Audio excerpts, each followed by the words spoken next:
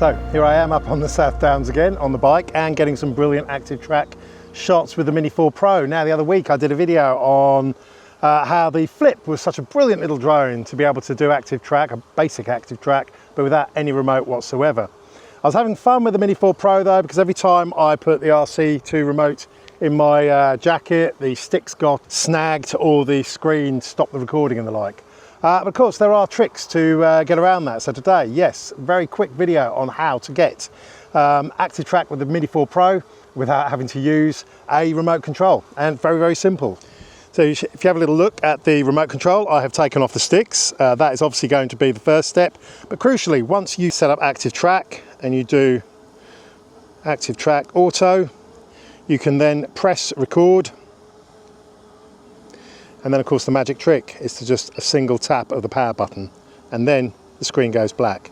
Crucially, no matter what you do to the screen, it will not have any effect on the drone itself. If you tap the power button one more time, you see that the drone has moved around and the screen is still there. You're certainly not turning the remote off. So a single tap, bang, and there you go. So no sticks, antenna folded away, and a single tap on the power button. Keep in mind the two top buttons, the record and the photo, and the two dials, they're still active. So when you hide the remote into your jacket pocket, make sure the remote is facing upright to minimize the chance of those being pressed.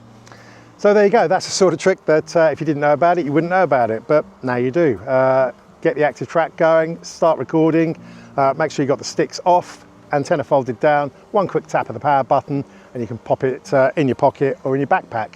And there you are, you're getting the full 360-degree active track auto, which gives you all those sweeping dynamic shots for active track that I really love from the Mini 4 Pro. So a really useful little trick there. Anyway, look, I've just got back 3 weeks in the States, California, New Mexico, Arizona and Utah. Oh, hours and hours and acres of footage to wade through there, but absolutely brilliant.